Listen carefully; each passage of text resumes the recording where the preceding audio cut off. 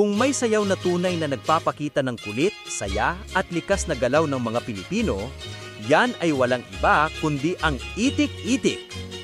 Ang sayaw na ito ay nagmula sa Surigao del Norte at inspirasyon ang mga galaw ng pato o itik mula sa paglakad, paglangoy, hanggang sa pagtiklop ng pakpak. Ayon sa alamat, nagsimula ito ng isang babaeng nagngangalang Kanang ay biglang naisipan na gayahin ang galaw ng mga itik habang sumasayaw sa piyesta. At doon, ipinanganak ang itik-itik. Masigla, nakakaaliw at puno ng karakter, ang itik-itik ay sayaw na nagsasabi, kahit simple ang buhay, basta may ritmo at ngiti, masaya ka na! Itik-itik, ang masigla at malikhaing sayaw ng mga itik.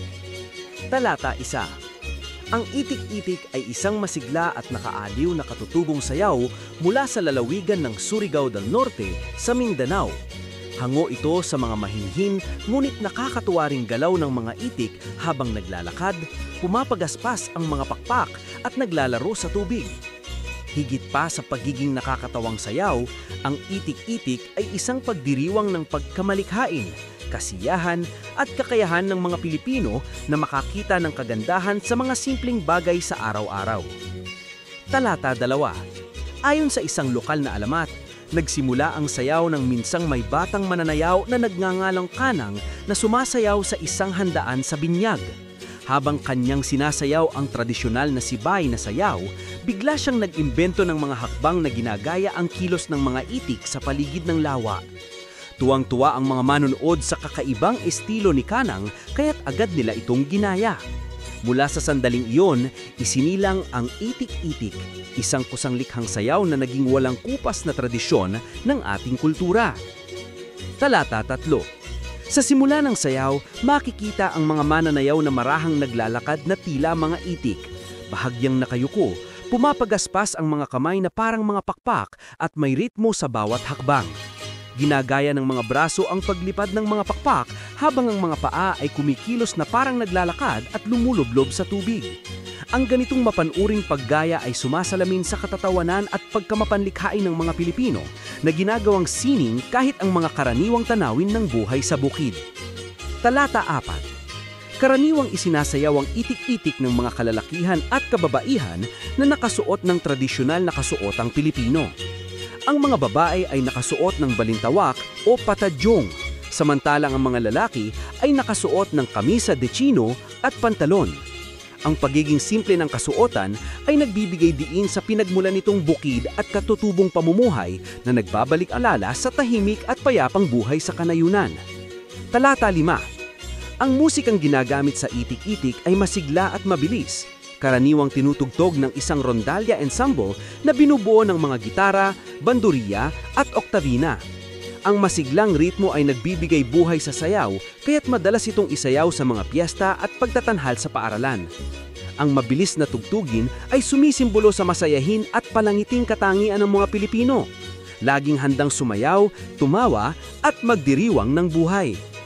Talata 6. Isa sa mga pinakamagandang katangian ng itik-itik ay ang pagiging malikhain at mapagpahayag nito. Bawat galaw ay may kwento. Ang paglubog ng mga kamay ay sumisimbolo sa mga itik na naglilinis ng sarili. Ang mga gilid-gilid na hakbang ay parang paglalakad nito at ang mga malilikot na pag-ikot ay tila habulan sa paligid ng lawa.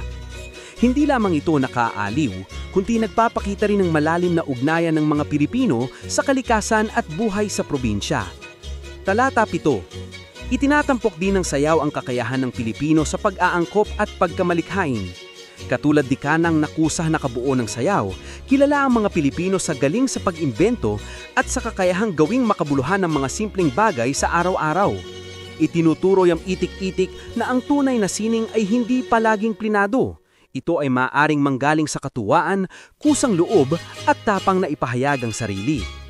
Talata 8. Sa paglilipas ng panahon, ang itik-itik ay naging paborito sa buong Pilipinas. Tinuturo ito sa mga paaralan, isinasayaw sa mga kapistahan at ipinapakita sa ibang bansa bilang simbolo ng kasiglahan at saya ng mga Pilipino.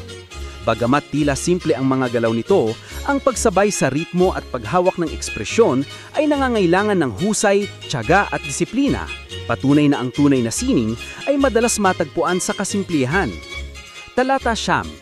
Sa makabagong panahon, nagkaroon na rin ng mga kontemporaryong bersyon ng itik-itik kung saan nagdaragdag ng mga bagong choreography at estilo ang mga modern dance groups habang pinapanatili pa rin ang diwa ng orihinal na sayaw. Sa ganitong paraan, nananatiling buhay ang tradisyon na pinag-uugnay ang nakaraan at kasalukuyang sining ng sayaw. Ipinapakita nito na ang mga katutubong sayaw tulad ng itik-itik ay hindi lamang alaala ng nakaraan, kundi buhay na tradisyon na patuloy na umuunlad sa bawat henerasyon. Sa huli, ang itik-itik ay higit pa sa sayaw ng mga itik. Ito ay masayang refleksyon ng kaluluwa ng Pilipino. Ipinagdiriwang ito ang katatawanan, pagkamalikhain at kagandahan ng pang-araw-araw na buhay. Sa bawat pagkaspas, hakbang at talsik ng sayaw, ipinataalala nito sa atin na yakapin ang kasiyahan, igalang ang ating pinagmulan at sumayaw sa ritmo ng buhay ng may biyaya at ngiti tulad ng mga itik na naging inspirasyon nito. Ang itik-itik ay hindi lang basta nakakatawang sayaw. Ito ay pagsasalarawan ng likas na kasiyahan ng mga Pilipino.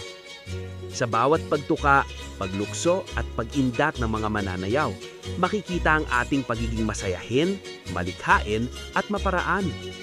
Hanggang ngayon, ang itik-itik ay isinasayaw sa mga pistahan, paaralan at cultural festivals. Patunay na buhay pa rin ang ating mga katutubong sayaw.